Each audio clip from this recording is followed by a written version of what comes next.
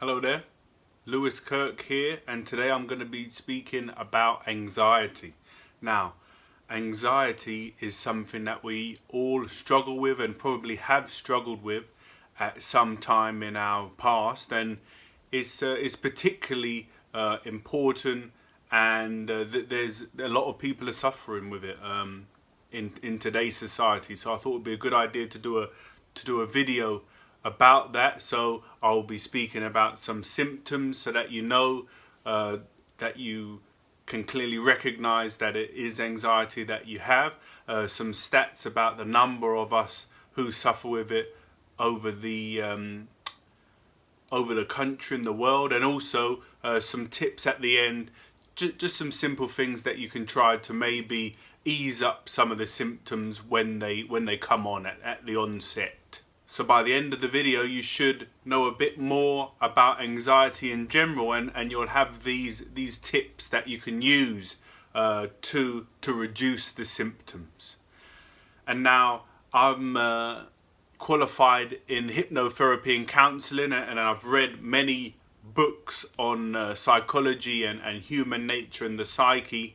And when I was practicing a lot several years ago, I would see a lot of people about anxiety, and recently doing all the vlogs about mental health and self-love and being mindful, a few of you have got in touch about anxiety in particular, and so I thought it would be a great idea to share my understanding of that with you and the tips to help make your life better. So to begin with, what is anxiety? So the definition of anxiety is it's a feeling. It's a feeling of unease, and it usually takes the form of fear or worry or these sort of similar things. And ultimately it comes about because the mind can become overactive. So the mind starts to think about what's coming, what's going to occur in the future, or it just has some perceived idea of something that's going on, some stimulus, what people might be thinking, what might happen. And so ultimately it's the mind that gets worked up about something, and we've all had it, we're all anxious. If you go for a job interview or that first date with the attractive person or any number of things, you'll become anxious. And a lot of professionals, singers, sportsmen, they say if they're not anxious before they perform, then they would stop performing, because that's why they do it. It gives them that buzz. But the issue is when these thoughts, when they become a bit too wild and crazy, and we're unable to control them, and if that continues and increases, then it can easily spill over and become a panic attack, because your anxiety has become so intense, and you're so unable to rein it in that a panic attack will more than likely occur, which will usually come in the form of like hyperventilation. You're breathing, you need to calm down your breathing, and it can even in extreme cases result in a faint, which is ultimately the body's system just as like a self-defense mechanism. Because the mind is so active, the body just shuts down, because it's like, this isn't very helpful, so let's just shut down, and then we can reset. So ultimately it's the mind's way of thinking, and if it snowballs out of control, that's how the anxiety can increase, and it can easily end up in a panic attack if you don't know and you don't have any tools to remedy the symptoms as they come on. So here are some stats about anxiety, particularly in the UK, but these probably relate to worldwide also. 1 in 4 people will experience a mental health problem each year, and anxiety affects 1 in 20 people. 1 in 10 young people will have a mental health problem. In 2013, there were 8.2 million cases of anxiety in the UK. Women are twice as likely to be diagnosed with anxiety disorders. Study shows dramatic reduction in anxiety in young people aged 9 to 16 using mindfulness-based cognitive therapy. 25% of 13 to 18-year-olds suffer from anxiety disorders, and 80% of young people diagnosed with an anxiety disorder don't get any help. And so some of these statistics are startling, and the main one that strikes me is the amount of people who don't get help. It's only if your anxiety is very severe and results in regular panic attacks that you're likely to address it. If you just get anxious and it doesn't result in any debilitating life occurrences, like you stop going out or you can't go and visit your friends, unless it's really debilitating, people don't address it. So that's why I've done this video, so that if you have a mild case of it and you know that you're anxious at times, then you can look into it a bit more deeply and self-diagnose and become a bit more self-aware about what it is that's going on. So what are some of the symptoms of anxiety? What does it feel like? And what are some people that have experienced it, what do they say it feels like? So this is what anxiety and fear may feel like. When you feel frightened or seriously anxious, your mind and body work very quickly. These are some of the things that might happen. Your heart beats very fast. Maybe it feels irregular. You breathe very fast. Your muscles feel weak. You sweat a lot. Your stomach churns and your bowels feel loose. You find it hard to concentrate on anything else. You feel dizzy. You feel frozen to the spot. You can't eat. You have hot and cold sweats. And you get a dry mouth. And you get very tense muscles. And someone shared with me their experience of their anxiety, and what they said was, for me, anxiety feels as if everyone in the world is waiting for me to trip up so that they can laugh at me. It makes me feel nervous and unsure whether the next step I take is the best way forward. And so this is what I alluded to at the beginning of the video, that a lot of these things, it's all in the mind. Like that person that I spoke to, we did some counselling, and I asked, how do you know that this is the case? How do you know that people or your work colleagues have these thoughts and feelings about what's going on? And they realised, when you be reasonable and rational and do some investigative work, you realise that probably that's not the case at all. It's just your mind that becomes overly active, and yeah, it can intensify and snowball, and that's when the trouble starts. When does our anxiety become a problem then? It's obviously individual, so you need to self-diagnose, and if it's an issue for you, then you need to go about looking into ways to help you with that. But I've found some interesting information, and I'll link it in the description below to help you. And this is what I found about when is anxiety a mental health problem. So anxiety can become a mental health problem if it impacts on your ability to live your life as fully as you want to. For example, it may be a problem if your feelings of anxiety are very strong or last for a long time. Your fears or worries are out of proportion to the situation. If you avoid situations that might cause you to feel anxious. If your worries feel very distressing or are hard to control. If you regularly experience symptoms of anxiety which could include panic attacks. And if you find it hard to go about your everyday life or do the things that you enjoy.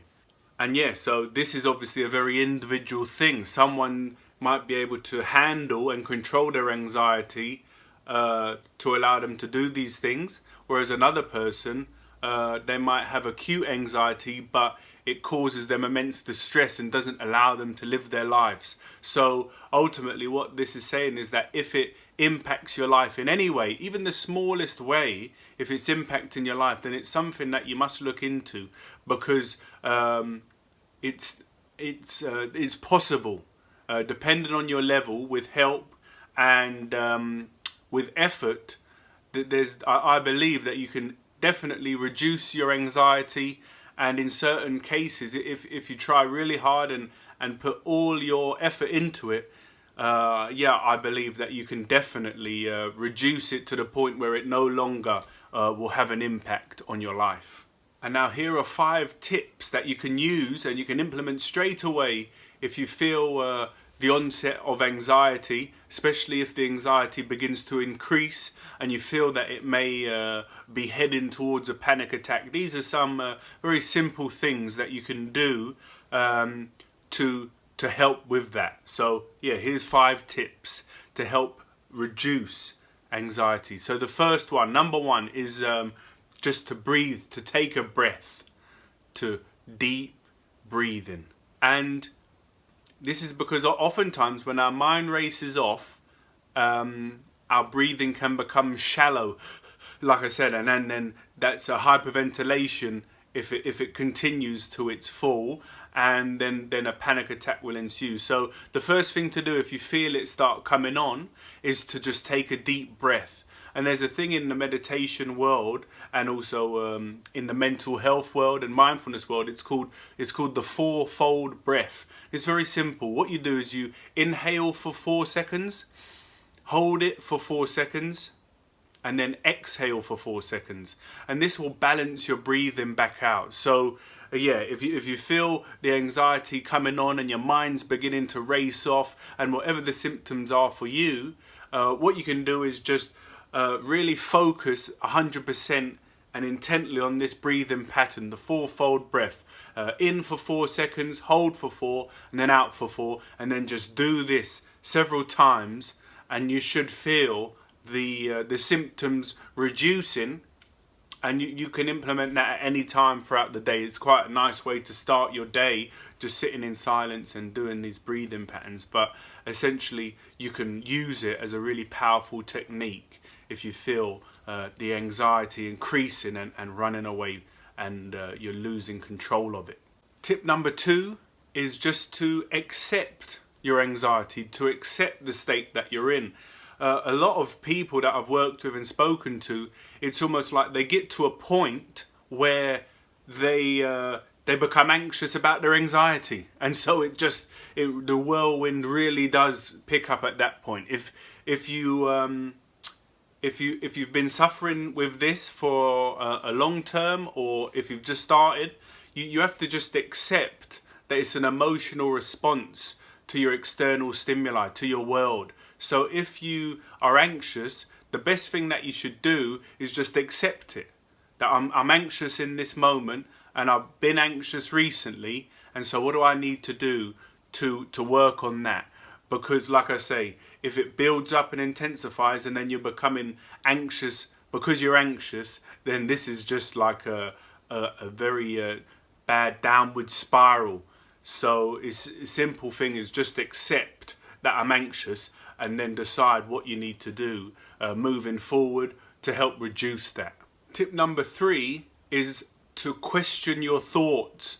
When these thoughts occur, like I've been saying all the way through, anxiety is often the thoughts racing off and picking up speed and getting away from us. So if you can be self-aware and catch it quite early on and question yourself, question these thoughts, like I said about that person whose experience I shared when they thought everyone was just waiting for them to trip up.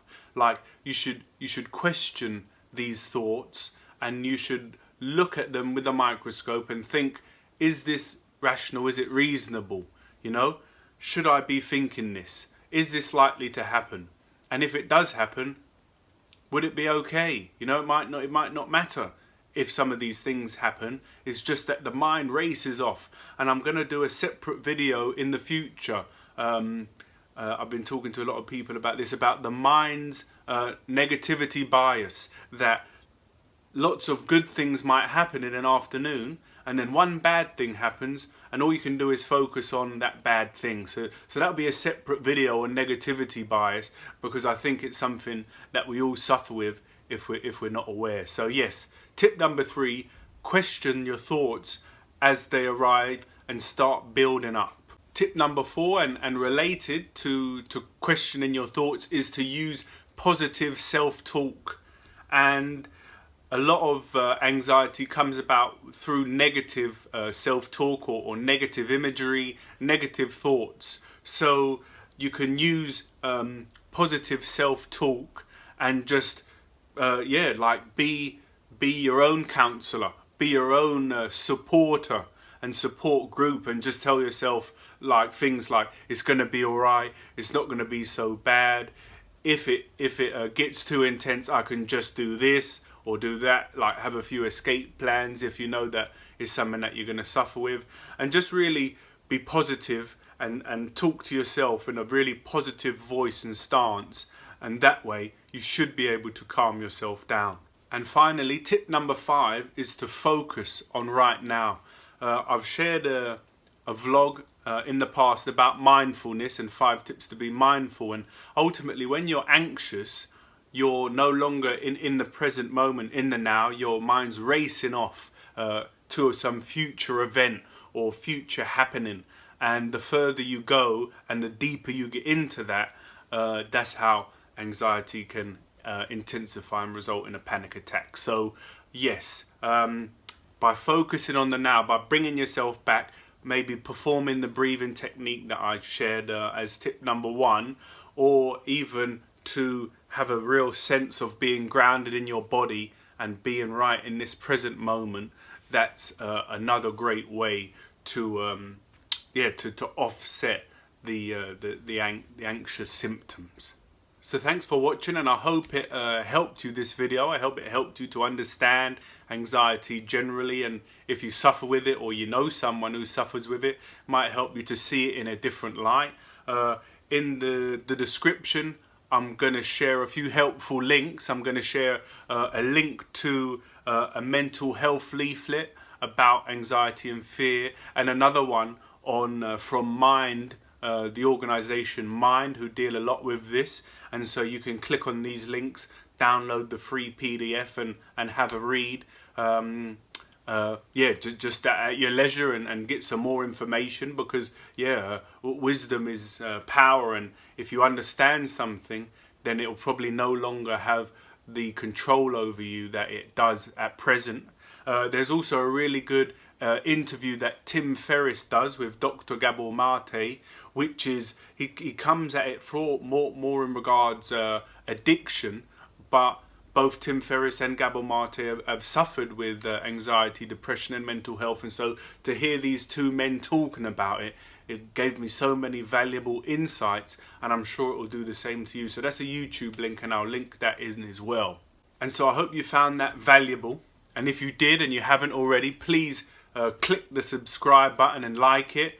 And if you know someone who suffers themselves with anxiety, why not send it to them in a text or WhatsApp, or even link them, share the link on Facebook and add them in, because I think in every way we all suffer in some way from anxiety, and like I said, understanding and information, it helps us to approach it in a better way, with more understanding and knowledge, and then we can overcome it together. So thanks for watching. I'll see you next time. Goodbye.